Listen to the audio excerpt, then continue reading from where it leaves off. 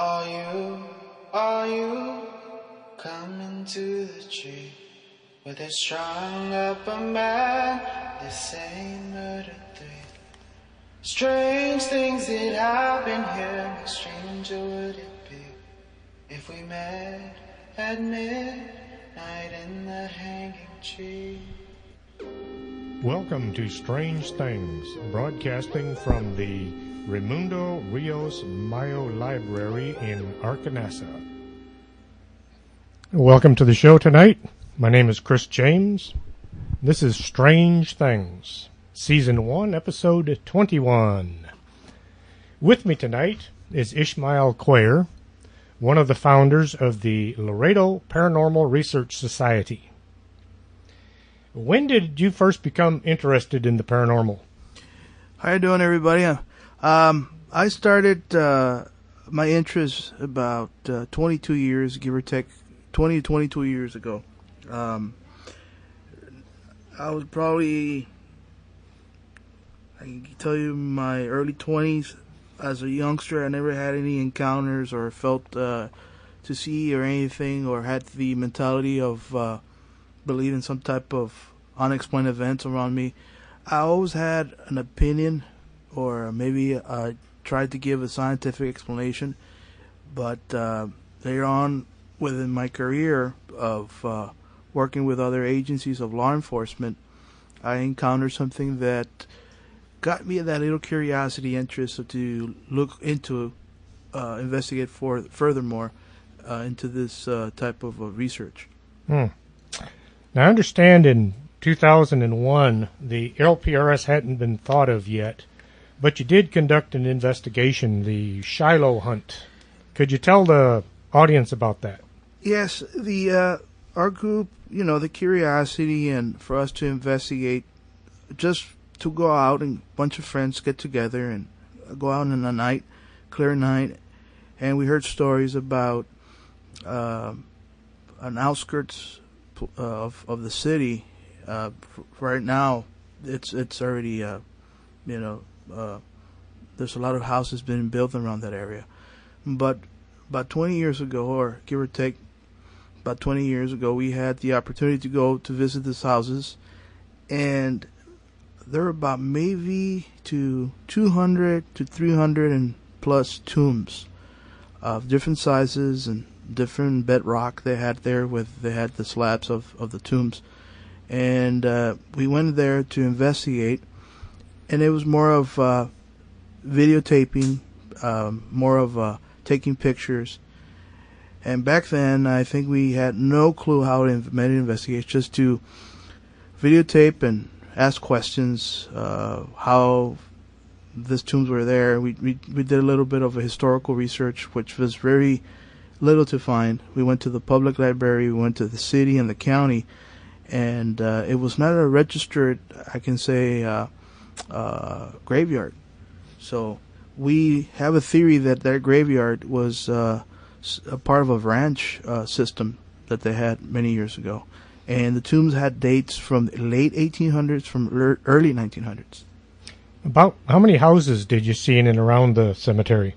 We saw 3 houses. We know that the 2 of those houses were built on top of the tombs,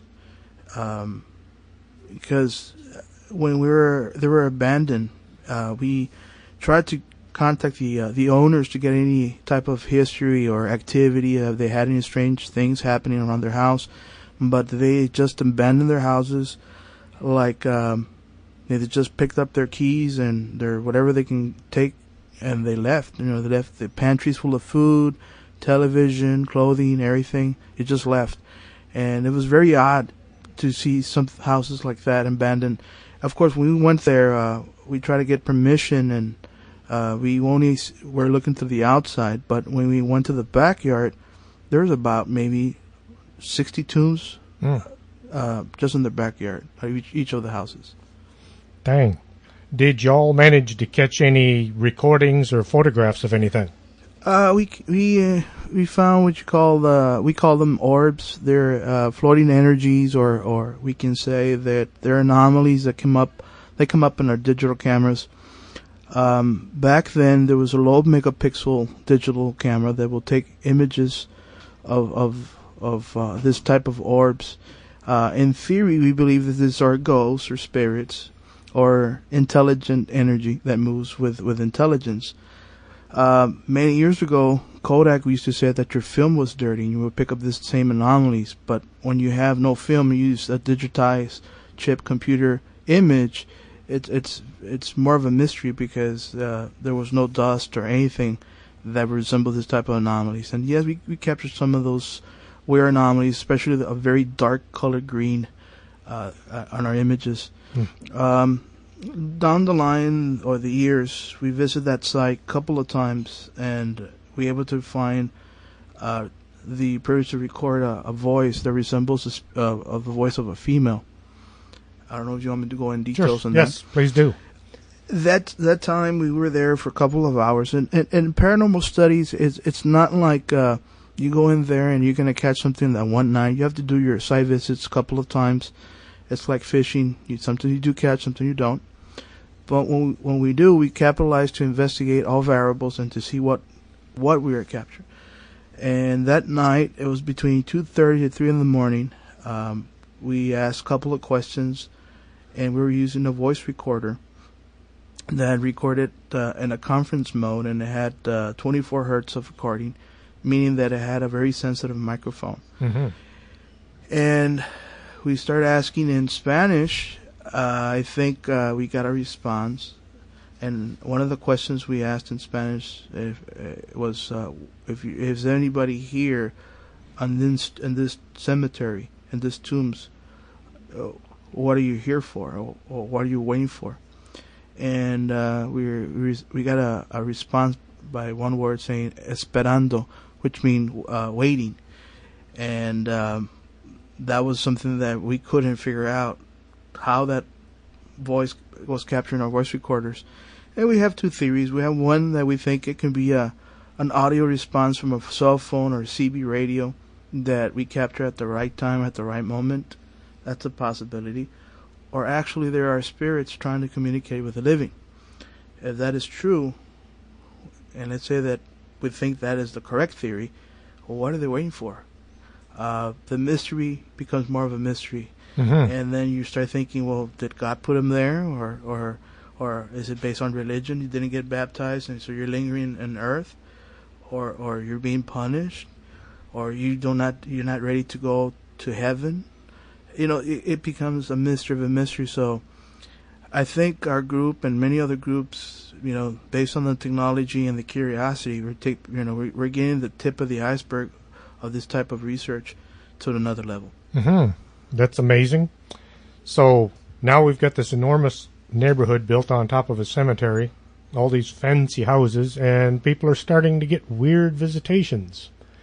Not the kind of thing you want in a brand new house. No, you don't. Have any more occurrences been recorded in that neighborhood? No, we had what you call a house that didn't want an investigation. They just wanted the house to be blessed, and whatever was lingering there to be removed, or at least direct that entity to the light or to another level by religion practice.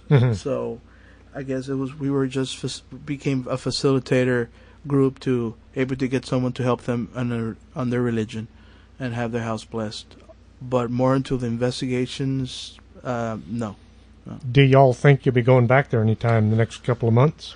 Well, we've been having a lot of phone calls. I think the cemetery has been, of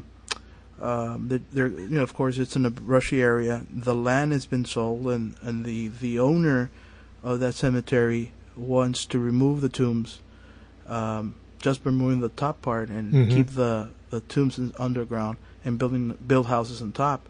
So there is a lot of media coverage that has the public's opinion that it's not right. You should do it properly. Have some type of archaeological or a team to remove the tombs and have them rest somewhere else.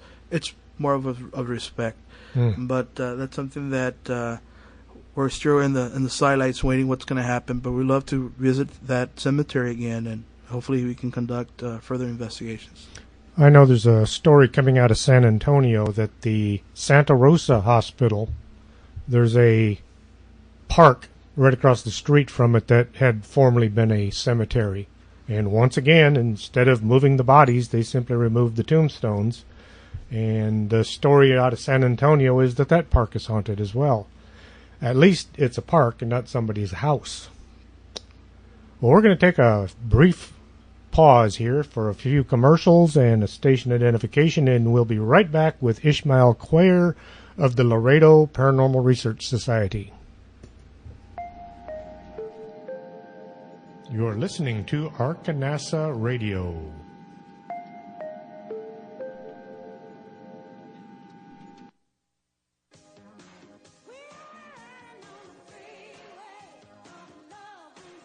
Do you have skin?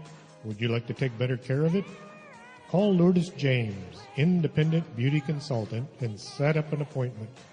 Call 723-3019.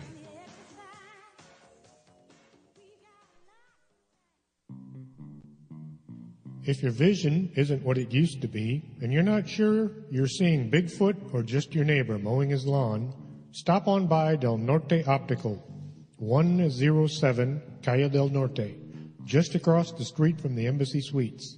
You should be able to see what you're looking at.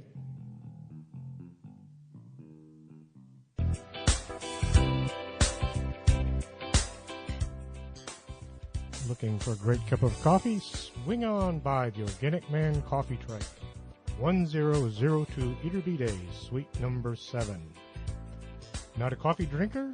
They have hot chocolate, hot tea, and sometimes muffins and cookies. It's a great place to meet your friends for a conversation or curl up in the corner with a good book. The Organic Man Coffee Trike. Life is too short to drink bad coffee.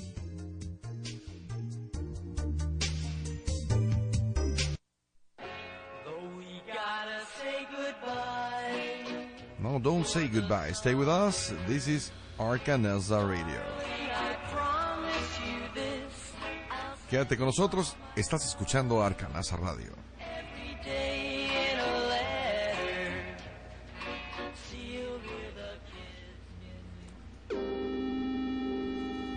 You're listening to Strange Things with Chris James. Welcome back to Strange Things. Don't forget the 15th anniversary Texas Bigfoot Conference is coming up in a short while. Meet all the people you've seen on TV.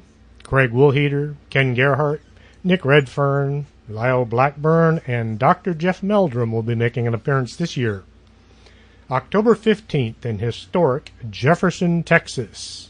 Make plans to attend and don't miss out. The Texas Bigfoot Conference. Just look for Texas Bigfoot Research Center on your computer for more details. And now, y'all decided to form an organization before the hospital, or was that after the fact? It was, I believe the group was not engaged. It was more of a curiosity and let's just go out and have some fun and, go into the unknown and have the, I guess, more of an action adventure thrill of us to go out in the cemetery. Something that you do when you're young, and ghost stories where we hear from here and there. But the after the hospital, that's when everything got more into. We should do this more often. Yes, and more of a challenge investigations. Some of the guys in the group investigate by profession because they work for different law enforcement, and some people are in the medical field in the group and the education field, and by nature we love to investigate. That's what makes us successful as humans. So it was after the hospital. Okay, so the old hospital. How about telling everybody how that came about? I got invited by a good friend of mine that works for the police department. He's a SWAT commander. He approached me and asked me a couple of questions of if I was interested interested on investigating a hospital by using voice recorders, cameras. He was kind of confused because he was confusing paranormal with astronomy. Mm-hmm. Well, he said astrology, but I had to correct him. It was astronomy, and I said, well, astronomy cameras are not the same as night vision or any type of infrared technology. Astronomy uses a telescope with different elements of eyepieces to see the night sky. So he said, well, can you make a group and come investigate? Because this building is utilized, and it's abandoned hospital. It used to be utilized as an in-service training for the SWAT school or police academy for search and rescue, assault entries, tactical entries, repelling, etc., etc. And they film or record their practices for the training purposes. And they're able to capture something that they couldn't explain. I think they capture an orb or flowing energy that move along the cadets and the officers. So they got scared or curious, most likely, and scared. Not to stop their training, but some of the cadets had witnessed to be touched, that they witnessed to see shadow figures. They heard noises, screams, and that's when they got a hold of me and they were asking me if I can do them the favor. I went not because I wanted to investigate paranormal. It was more like a favor. Mm-hmm. When we get there, we noticed that our watches, our radio equipment, our recording equipment, the batteries were drained automatically within an hour or two, when it's something that had to last 8 to 10 hours. Mm-hmm. That was something very odd. We felt real fatigued, tired, very hungry, tired, and like we have done a lot of exercise. Maybe it was a adrenaline rush that we just going in somewhere so big and dark and abandoned, and it's a big hospital. But we couldn't explain those elements happening around us. But we didn't see anything, James. We didn't see anything by witnessing. We saw this, we saw that. Everything was reviewed after, and when we reviewed after on our video cameras, our recordings, we captured things that made us scratch our heads, start questioning each other, and we still were at doubt. We went back, tried to debunk or try to resolve that what we captured in the film was something, maybe it was dust, it was something, maybe it was our own shadow. The more we investigated, the more we tried to decipher or tried to resolve, the more mystery came out to this investigation. And that's where the group said, you know what, this is a challenge that I take action, and I would like to make a group. And it was very a personal group. It was never to be public or never to make public awareness for anybody. It was more for us to find out the truth, if these things are substantiated or non-substantiated. Mm-hmm. So that's how the group started. I see. How did you select your cohorts in this operation? You had to have, like, well, this guy think I'm crazy if I ask him, or did you already pretty much know who to talk to? There's a lot of personal experiences by many of us that we try to cover or turn the other cheek, because it's very difficult to put a measuring tape and talk about those events that happen around us. Because, sometimes we can't say it's a ghost, it's a spirit, although that can be a possibility. But it's very difficult to say that these strange things that happen has to have some type of explanation. For example, when we ask a person that works on audio or a camera, videographer or photographer, we ask them the question, look, we're going to go into this type of investigation. We're not trying to make you a believer, but would you like to participate? And they, well, yeah, sure. I don't believe in these things. They start at saying it, but I would love to go out, and you never know. I think the field experience and during the experience of practice, it's what makes them believe that there is something there that has no explanation. Not that it's a ghost, but just that it's bizarre and it has no logical explanation.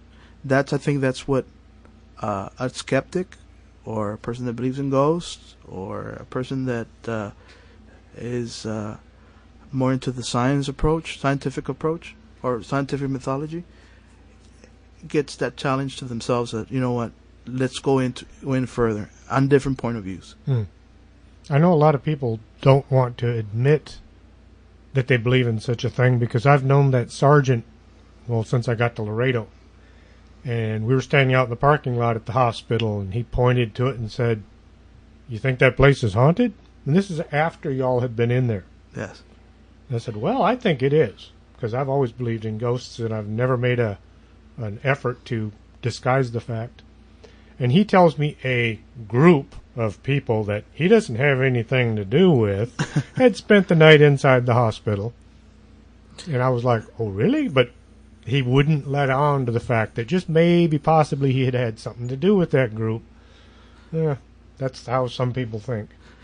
Well, I think during the time of October, for safety procedures, there's a lot of trespassing for the youth, and that's why it was very personal. We never wanted to make it public, because it would put a point of reference for people just to go there and investigate, or it is a very dangerous building, because the elevators are open and it's dark, and if you don't have a flashlight, you can walk and fall yourself in 2-3 floors, and there's a lot of areas with asbestos or mold is built up. So you have to be careful. So we don't recommend for any building to be without no proper permission, and have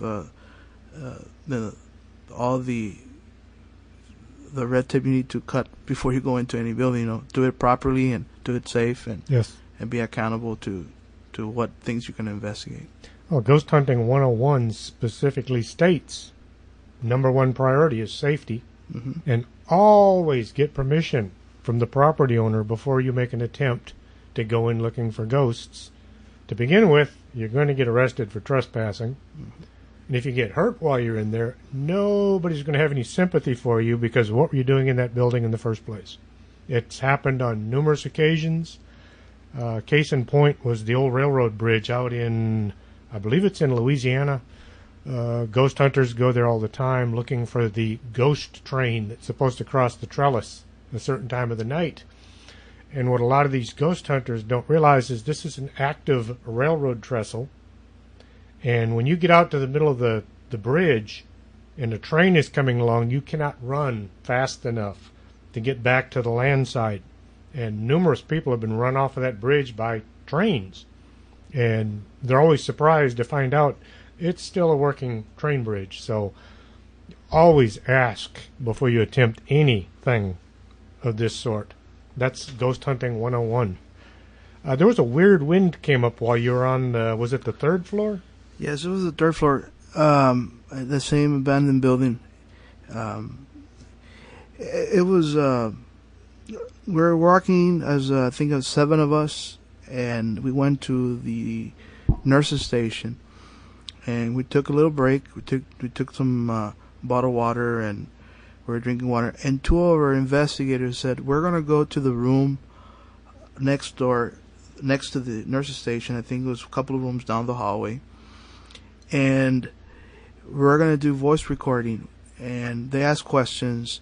So when they're doing that procedure investigation, everybody needs to be very quiet, because you don't want to contaminate the recordings. You pick up other people's voices and you think it's a ghost talking, and no, it's just the guy down the hall. That is exactly correct. So we're there, and we're talking in a low tone of voice, and it's at night, it's a full moon, and you can see the night, not the night sky, but the moon glare going in each window on a very long hallway, and you can see all the rooms, and then the glare of the light of the moon flashing each room. It just looked like those horror movies where you're in a hospital, and we're looking at that, and I go, "Look, that's a beautiful picture there." You just to see this hospital, and we're just talking, and then we hear a male resembles of a male screaming out in pain and agony, and it got our attention. And one of us respond back, "Are you okay? Do you need any help?" And we heard it again, and it was a loud scream. It was within that maybe couple of rooms down the hallway. Mm-hmm. So we trying to call the other guys that they're doing the voice recording. So we started to ask questions. Can you give us a sign? Can you move something? We heard you. We're here to help you. We said it in English. We said it in Spanish. And we started getting closer to the rooms. And then all to behold, a big gust of wind just started hitting the windows. And we're talking about 40, maybe 50 miles an hour winds inside the building. And automatically it says, you know what, there's a big storm coming up. And I was able to get my cell phone and call in on the parking lot. I had my wife waiting. She was waiting for us, taking care of some of the equipment downstairs on the parking lot. And I called her up and I asked her, is there a storm coming up? Is it windy? And she was like, I can barely hear you. What's going upstairs? There's a lot of wind up there. Well, I have to cover my headset of the phone and make a little cave with my hand and whisper down loud to the speaker of the mic of the phone. And I asked her again, can you hear me? Can you hear me? Is there a storm coming up? There's a lot of wind up here. Is it going to rain? She said, no, there is no wind. There's no clouds. There's no lightning. Where's all this wind that you guys are talking about? And then just the phone shut down. Doors were moving up and, moving because of the wind gust, hitting ups and down. Unexplained. It lasted about maybe 10 minutes. Dang. We were able to record a lot of this windows, and you can see the door slamming. It was like the biggest sign of the presence of someone there. But we got tired and wanted to scare of us, but made a big, major impact. And that was something that very, very difficult for all of us to have a full explanation how that had occurred. Really odd. Here in Laredo, the wind is predominantly out of the southeast, and that side of the hospital faces northwest. So that wind was coming from the exact opposite direction it should have been. And I know the parking lot of the old hospital is full of trash. It's been thrown over the fence by passing cars. So any minor little gust of wind should have stirred up some of this debris, and your wife should have been able to see it. So yes, it's weird to have a localized storm like that comes on when you pretty much ask a question and then quits all on its own. Yes. Y'all have been back to that hospital a few times. Any other bizarre stories you'd like to share? Well, we have a lot of stories. We've been there more than a dozen of times. Every time we go there, something happens very vivid.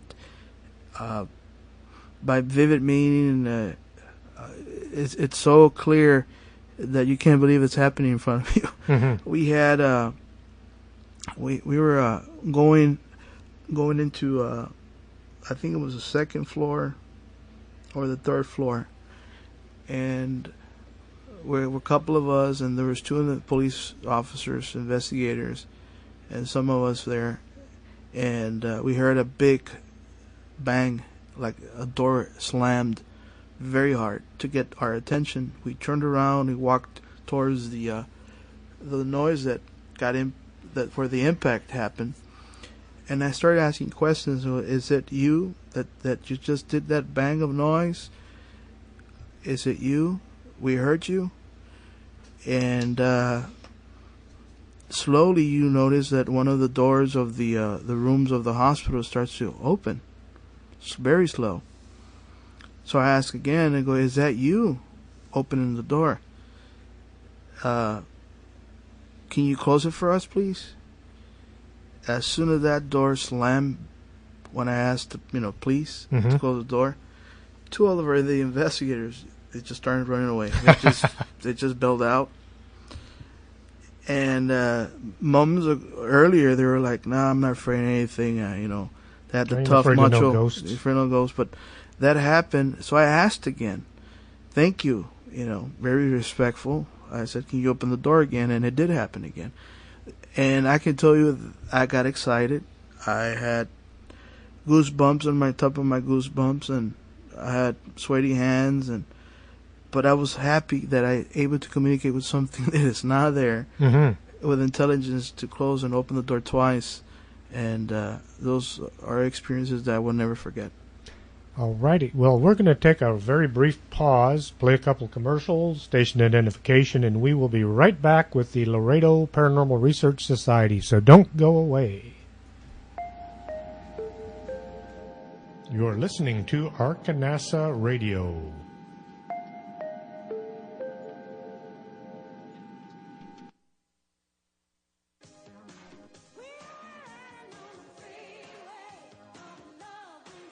Do you have skin? Would you like to take better care of it? Call Lourdes James, independent beauty consultant, and set up an appointment. Call 723-3019.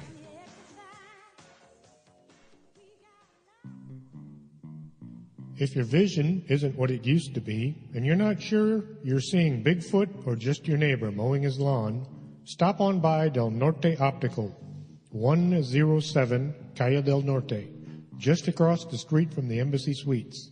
You should be able to see what you're looking at.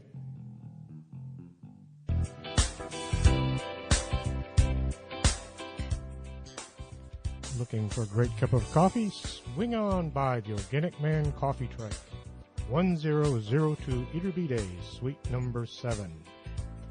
Not a coffee drinker? They have hot chocolate, hot tea, and sometimes muffins and cookies. It's a great place to meet your friends for a conversation or curl up in the corner with a good book. The Organic Man Coffee Trike. Life is too short to drink bad coffee.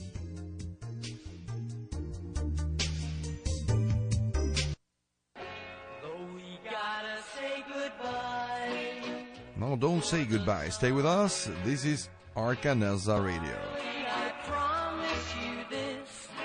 Quédate con nosotros. Estás escuchando Arkanasa Radio.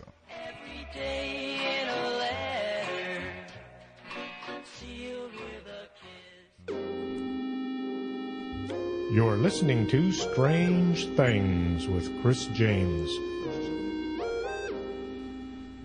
And welcome back to the show. The Laredo Paranormal Research Society would like to invite you to the second annual Mall del Norte Halloween Party. October 22nd, 2016, the LPRS will be hosting a Halloween-themed car show, a case review of some of their more spectacular investigations, and a movie. The movie this year will be Goosebumps. Festivities will begin at 3 p.m. and finish at about 11. Bring the whole family to Mall del Norte, October 22nd, 2016. Okay, so we were talking about the old hospital. How about some of the other bizarre things that you've run into? Anything worth mentioning? Well, we were at the hospital, and we're finishing up. And now, that time that we were in the hospital, by finishing up, we had a training. We did some tactical training, and it had nothing to do with us investigating for paranormal research purposes. We just went there for training, and we had some batons, and we had some padded apparatus, or to impact. We had training gears, and we had some tripods. We were filming the training and going in the top of the rooms. We were doing hostage negotiation and search and rescue, and all the officers are leaving, and we're doing what you call a police call. We start to check for any missed equipment, any gear. Laying down, it's a dark. There's no light there, so we're using our flashlights and everything. And one of the officers said, "You know what? I can't find my wallet." That's a bad thing to lose. Yeah, and I go, you can't find your wallet? I go, no, I think I left it when we were training on the 4th floor. And mind you, we were only about 20 plus officers, and it was just 3 of us then. Mm. So I said, well, can we get a flashlight? And we all went to the 4th floor, and nothing was found there. We went to the 3rd floor, nothing was found there. And then we went to the ER, and we're there at the ER. And as we were looking around, there is like maybe a piece of paper folded down to a little square, and it had 2 palm trees, and it said Lake Casablanca. Mm-hmm. So I picked up the letter, and I got my flashlight, and I'm opening up the letter, and it's a letter from I believe a daughter or son writing to, it was written for their father that was in ICU. And it was more like a get well, get better letter. And I read half of it, and it was in cursive. I can't recall the year, but it was old. It was, I think, 10 years old letter.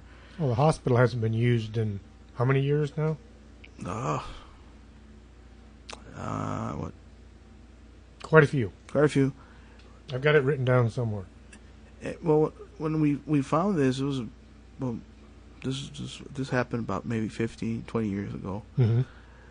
And I got the letter, and I'm reading it, and then I got my two officers. It goes, "Hey sir, help us out, find the wallet." Stop reading the letter.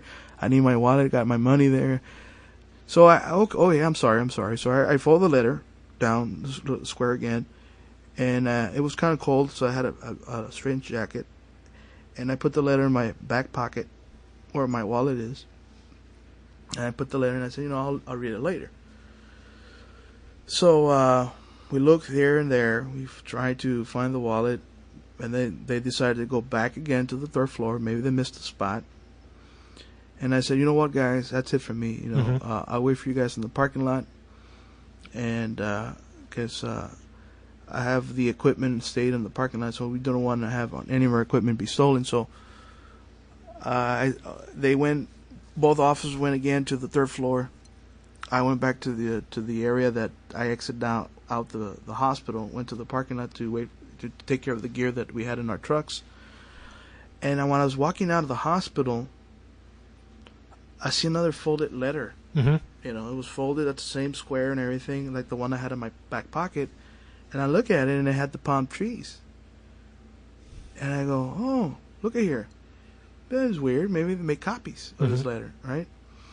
And I'm looking at it. Yeah, it's the same letter I have in my back pocket. That's weird. So I unfolded it. I'm looking at it. Yeah, it's the same letter. So to make comparison, I take up the one in my back pocket that I put it, right next to my wallet, and it's not there. Uh-oh. It's not there. And that is something my wife, my kids, my friends, is what you call not fair evidence. Mm-hmm. There's no way of me proving it. People was going to tell me you drank a lot of coffee. Maybe you walked out the door, it fell out of your pocket. And but I was inside the building, coming out. And how there's no way, no how that letter came out of my pocket. And people that just kill me, tell me, "Quay, are you sure you didn't go out? Are you sure you didn't do this? Are you sure? Are you sure? Maybe you had some type of positive memory there or something." And no, I was very adamant, very clear. And I went out, I saw it. I even questioned myself, said, "Hey, it's the same letter that I have in my back pocket." So what I did, I grabbed the letter, I folded it down, and I went inside the building, and I said, "I'm sorry for taking something that does not belong to me.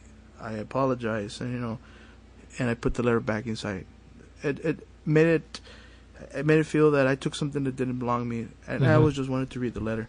But that was a big, bizarre, strange, unexplained moment. To this day, I have no explanation. Did the officer ever find his wallet? Nope. Jeez. That's terrible. Yes, he didn't find his wallet.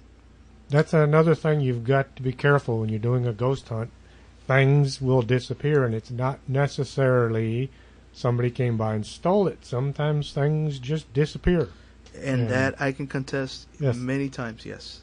Gear has been moved, missing, and another wallet incident has happened before. Kind of makes me want to leave my wallet in the truck next time we go do something. How about the Hillside Doll House? That was a different kind of case. Yeah, that case was very different from other. Every case is different. This one made it unique because I think the older lady, this lady collect different dolls, porcelain and plastic, and she had made out of of material dolls. She had different time eras from the 1800 era, and she just collected dolls. And she claimed that the dolls would move on its own. And she collected them from different parts of the United States, from Mexico, and from all over the world. She had about maybe 500 dolls. And we got a call from her, and she speaks Spanish, full Spanish. And she asked that it was more like a bragging. Like she wanted to brag and say, hey, you guys want activity? I got the best activity here. I have dolls that mow on their own. And James, we interview a lot of people. We talk to a lot of people, and they claim a lot of things. And sometimes we do integrity tests, and it's nothing document anything that we ask questions, and sometimes people just want to talk of their stories. But this lady was very adamant, and she said, I want you guys to visit my home, and I want you to investigate. We did that 3 times. And the first 2 times, I can tell you, nothing happened. We were there, and when we were there investigating, we put cameras overnight, and they record about maybe 20 hours, 40 hours of video. It's very hard to review over something that is static. It's not moving, and it's just there, and watching to see if something moves, and it's very tiring for the investigator. People don't realize that that's 95% of a investigation is reviewing evidence. Yes. And it's watching nothing happen for 10, 15 hours. And let's say for 15 hours nothing happened, you were there, and you says, I just wasted 15 hours of my life watching something that didn't move. Well, she was very upset. And she says, no, you need to come again and investigate. Until one time, we were able to capture, I'm not sure the proper way of saying it. Is it twink the eye or wink the eye? The eye closed a couple of times, one of the eyelids of the doll, and we said, okay, let's check all variables. We said maybe the ants or some type of an insect went inside the skull of the doll and it was moving the eyelid. That's a possibility. It's a gravity system, not a mechanical system that causes it to work. The doll itself is designed when you lay down on a bed, flat surface, the eye closes. When you lay it upright, the eyes open. So one of them, just to close, it was like, okay, maybe the wind of the AC unit, maybe the window was opened. We went back, we did some tests, we did x-ray tests, we did the thermal test. We closed the door, opened the door, we run in the hallway to see anything that will flicker or move the eye, and nothing happened. To be very bizarre, and she was true. She said the truth. It moved, not physically, but something did move with no explanation. She at first she was charging us to we can borrow the doll as a donation for her for her dolls. But now she every October she lends the doll for us to use it for presentations. Some people love to take pictures of the famous Hillside doll. You think you'll have it at the mall this year? We're hoping that we do. Hoping we do, so we can. Have to have somebody there guarding it though, so it doesn't get up and walk off on its own. Exactly. That's an interesting case, different. And how about the one I don't like talking about, the demon case in 2009. That was unnerving, to say the least. Okay. This is the Juarez house? I guess so. It's the old one downtown. The Nazi. Yes. Same as every other investigation, we get a call for help, wanted for us to investigate. We went there and have an interview with the family. The family tells us their story and they tell us the activity and how long the activity's been going on. And it was a big family. They had their children and they had grandchildren and they had immediate family relatives staying there, and all had stories. You couldn't say, well, maybe it's just one of them seeing one thing and maybe the person is delusional, but no, everybody had a story. Everybody had something to say about the house. And they were scared, and they had people bless the house, and they had a lot of activity pertaining to physical handling, touching, scratching, bite marks. And even one of our own investigators got attacked. He had scratches on his left arm. And it went down to a full-scale investigation. We visited that place 8 times. And we had the place blessed twice. The Nazi or the German story of this house is that it was built by a family or a male German descent, or he came from Germany during the World War II, and then that he was considered a spy. That's all that is more to the story of the family. And he built a house in red brick, and he put a signature of putting a swastika on the bricks all over the house. And there was a basement that it's been covered with cement. That he did a lot of things that were ritual of demonic, evil. Nothing that it was good; it was all bad. And something was open, like a vortex or some type of negative energy bus station of bad spirits to go in there. That case, I can tell you, the smell of sulfur happened a couple of times. We had pictures of a shadow figure, a very tall man with a hat was captured in the dining room area, where full spectrum cameras. We were able to capture a growl on the second floor, and it just continued to see negative. And some of the investigators got very angry when we were asking questions. Like the anger, kind of the negativity, rubbed like on them. And the you're getting it from somewhere other than yourself. Yourself, yes. And when we did the first blessing of the house, it put peace to a level of maybe 2-3 weeks, and then it came back. What we did, we got a cross, a wooden cross, and we had put metal religious artifacts on the cross, and we got it blessed, and we put it underneath the house.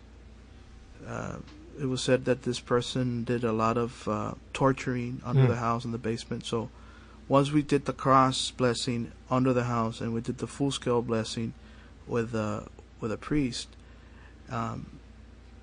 it helped the family to alleviate some of the demonic issues. Not the haunting; they still had activity, but at least for the demonic part was resolved. A lot of people don't realize that during World War II, Laredo was a major training center for B-17 crew members.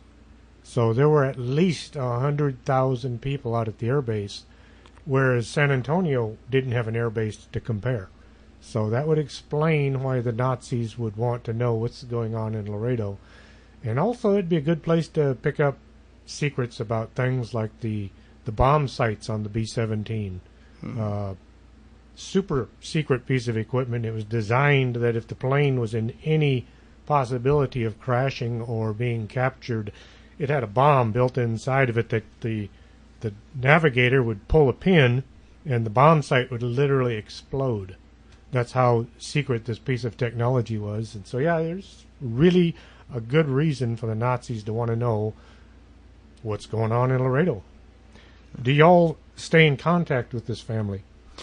Once in a while, we get a phone call from them, and we ask how's everything, and they mentioned that some of the family relatives or have moved to another house because they're Tired seeking of it. Yeah, they're tired of it, but they got used to it. I guess whatever is there, it's just the evil part is not there, and they're happy for that. They can sleep, but the rest of the activity, Yes. it's something that they have able to adapt and overcome. I have heard of other cases where you've got ghosts, people who have passed on, lurking in the shadows of the home. And then there's something else that you can't classify as being a ghost. The description that a lot of investigators use is an elemental. It's a spirit that never walked the face of the earth. In other words, a demon of some kind. So apparently this house had several of each lurking about. We're going to skip the break for now and go right into UFOs. How in the world did you get involved in UFO hunting? Oh, that's a good one. That's a good question. Hey, Rick. How's it going? Joining us in the studio is Rick. He's one of the members of the LPRS, How you doing, sir? and he's very interested in UFOs. We all going to start? Yeah, go ahead. I'm sorry to interrupt. Kind of late here. It's all right. Well, before I start paranormal studies, I'm an amateur astronomer. I love to study the night sky. Always been curious to see the moon, the craters, and the rings of Saturn, and the moons of Jupiter, and star cluster, nebulas, etc. But I have never seen anything that captured my eye to make assumptions to see something that is a mystery or a mystery craft. You know where all the stars are, and they always stay where they're supposed to be. Exactly. I can go up and tell you right now that the difference between a star and a planet is that the stars twinkle and planets don't. Mm-hmm. I can tell you the constellations. I can defend myself pretty well by reading a lot of star maps. But one night, I was watering the grass outside. I had my daughter and my son playing in the front yard. And my daughter approached me and says, "Dad, look it up the sky. Look, there's two stars that look weird." And I noticed one was slightly brighter, and they're binary stars, one next to each other. And one was slightly brighter than the other one. And I'm looking at these two stars, and I'm like, oh, it's weird. And it was partial cloudy. So I go inside the house, and I have an old star map. It gives me a blueprint of the night sky, and you can put the date. Mm-hmm. You can put the year, and it'll tell, look, this is the way the night sky's going to be. I did that, and I'm looking at the star map, and I look up, and I start to see, the North Star, and where are the, different stars of the night. And I notice that those two stars, they're not located on the map. So I call my daughter, Andrea, I go, "Andrea, you see those two stars? Yeah. It's weird that you mentioned, but they're not on the star map. They're not supposed to be there."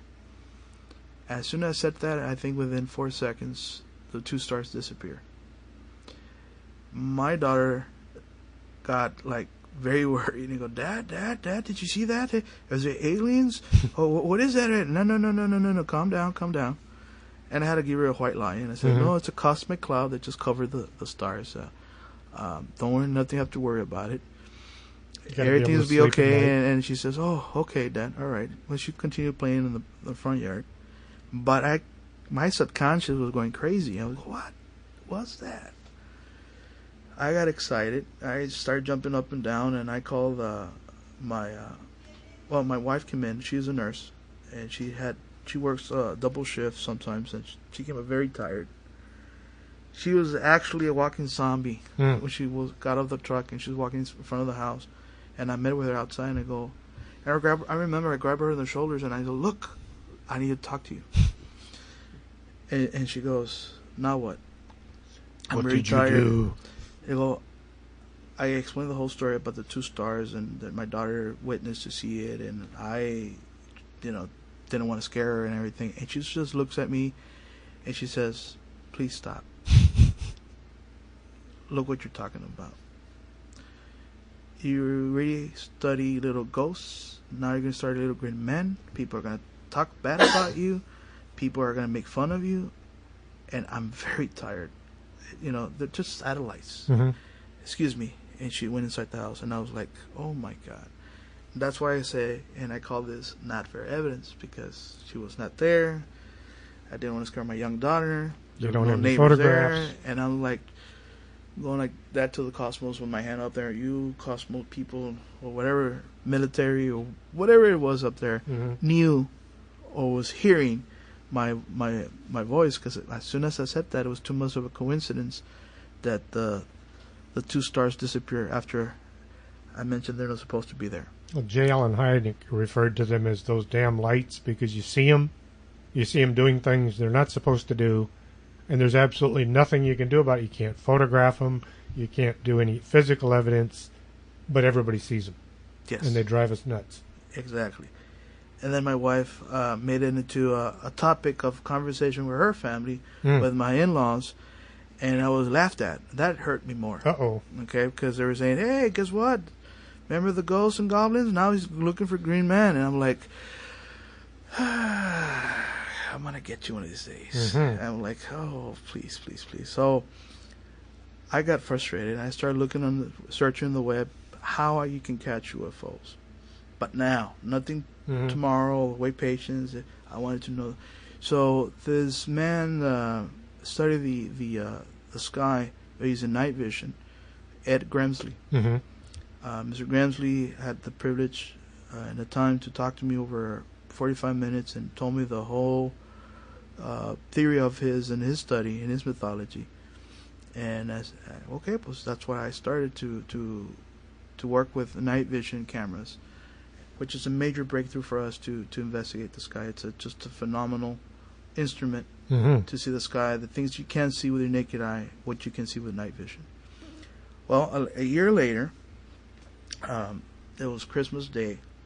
That happened. The first event was in September, and then it happened a year later. I'm not sure, 2 years later or a year later, but it was a Christmas Day, December 25th, and it was at 10 o'clock at night. We were having a Christmas dinner with my dad and mom, and my dad comes up and tells me, he goes, "Son, we need to go home because it's kind of late for your mom, and we're going to have to wake up early tomorrow, and thank you for the gift, and dinner was good." So I called the kids and I called my wife. "Hey kids, grandpa and grandmother are leaving already. Just walk them out." So as we're walking out the house, we're going to the parking area. I see the two stars by my corner of my eye. I didn't say anything, but subconsciously I started saying, "Oh, okay, this is my time. This is what I'm going to prove to my wife." So I grabbed my wife from the shoulder and she goes, "Now what?" No, just look at me. Just look at me. Don't look anybody else. Cried my dad, cried my mom. I put them in night formation and I go, "Look at me. Please look at me. What I'm about to show you, it is going to amaze you, and something's going to happen." And my wife is rolling her eyes up and down and she goes, "Now what? Now what?" And I turn around and look at the sky. You see those two stars over there? They're not supposed to be there, and they're going to disappear. So my mom, my dad, and my wife look up there and they're like, "Oh, yeah, there's stars. What's wrong with the stars? They're nice." And then they disappeared. And my dad says, "Oh." My mom, "¿Qué pasó?" And she was like, "What happened?" And I went straight to my wife and I go, "Ha! Talk to me. Come on, bring it." And my wife was like, okay. I believe you. But I'm not saying they're aliens. I never said they were aliens. I just said that there were stars that disappeared. Bizarre. Unexplained. And she says, "Okay, but don't talk about it." "What do you mean What will don't the talk neighbors about think? it?" I says, "Well, I'm not going to talk about it. I just want to prove you so you stop making fun of me, And that's how I can tell you, James, that I started going into the UFO phenomena. It was more of to proving my wife wrong more than anything. And then you saw the triangle. And then I saw the triangle, and then many other events has happened with Rick Witness to be with me. Rick can tell you some of the stories. Yeah, this is how I got in before the triangle. let's see. Let me get this mic here. I didn't believe him. It's been years since he would tell me stories, Mhm. about the paranormal, stuff like that. And, hey, join my friends. I was, no, I'm okay. I'll get my kick somewhere else. Oh, yeah, we're having a carne and all this, come on, join us, all right. And somewhere in the back, I heard, hey, don't forget to tell them we're looking at the stars. And looking at the stars? Hey, they wanted me to bring some equipment. Mm-hmm. I was like, I'll bring you the camera, but, it's, I joined them. Mm-hmm. Hey, what are y'all doing? Oh, we're looking at the stars. Looking at the stars. At the sky, at the light. What is this? I said, oh, no. I didn't believe anything, Okay, I guess I'll join y'all then. As long as there's beer. Mm. So sure enough, there's beer. I don't want to make too long of a story, but he was getting ready. Ismael was getting ready with his equipment that they had there. And I said, he was explaining to me, this is what we're looking for. Mm-hmm. A certain light. It doesn't shine as much, or it's just a floating light with no sound. Right? I was like, okay. As he's explaining to me, getting his equipment ready, I'm looking up, while he's explaining. And I would see a couple of planes pass Mm-hmm. by. And you can hear them? You can hear them. Small, huge, And he's having trouble with certain equipment. And he's still explaining, by the way. You can't hear it, but you can see it. Mm-hmm. And sometimes it'll go away. But we have this equipment, so you can see it during the night. Okay.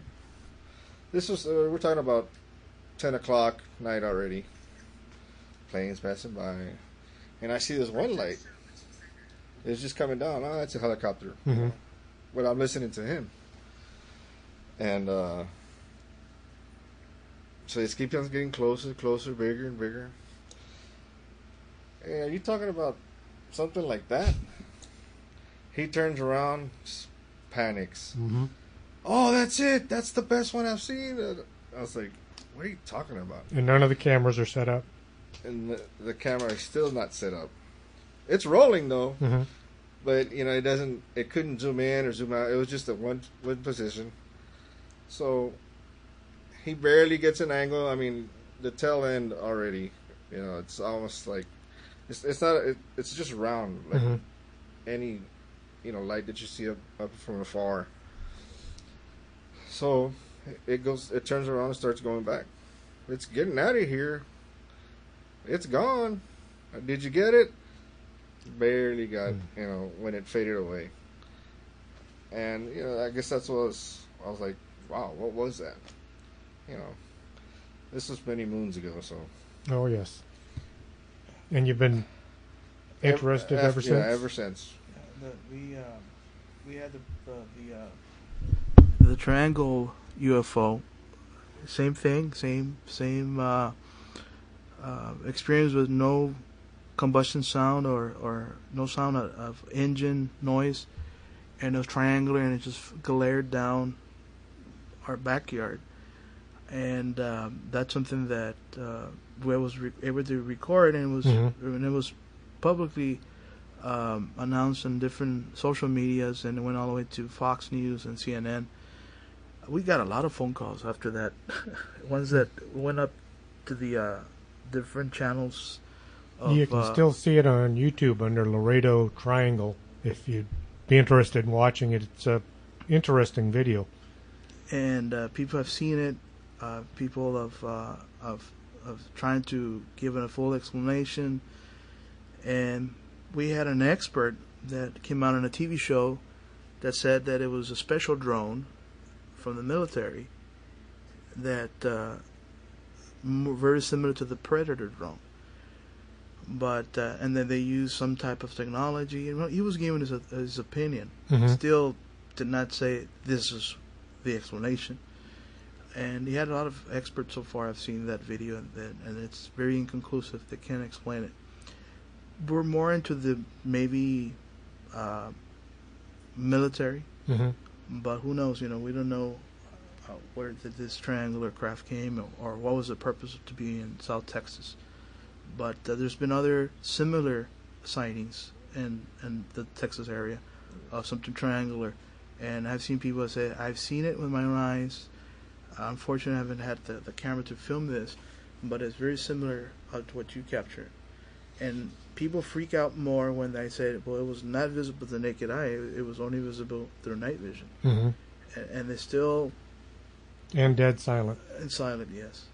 Until we show them actual how infrared works and how the light is not seen by your naked eye. And kind of that educates them that what we're doing gives it the scientific methodology of investigation to another level. We get a lot of law enforcement, a lot of people from Border Patrol, state troopers that come up to us, and they're kind of thinking themselves that they're crazy, a little crazy. Yeah, I'm the only one that's going through this. So they're like, sir, the other day, I was somewhere on highway, 1017, out in the middle of nowhere, and all of a sudden it's just daylight right on top of me. He was taking like a smoke break or something like that. He was saying, you get tired of sitting there on a unit all the time. This just turns to daylight, so he gets on his car and books it. He thought he was being followed by some helicopter, but then he's thinking, there's no noise. Silent helicopters and don't exist. All of a sudden, yeah, it turns dark, like the way it was, and we get a lot of those. This has been a fascinating hour. Unfortunately, we have run out of time. We'll have to have you all back sometime soon, if possible. Okay. Yes. Don't forget the second annual Halloween party will be held at Mall del Norte October 22nd. Be sure and show up. It's from 3 till 11. You get to watch a free movie, Goosebumps. That way you don't have to pay to see a movie. I'd like to thank Ishmael Quayer and Rick for coming into the studio today.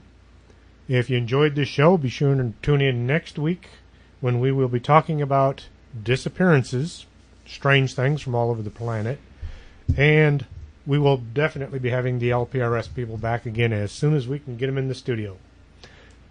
Thanks for listening to Strange Things.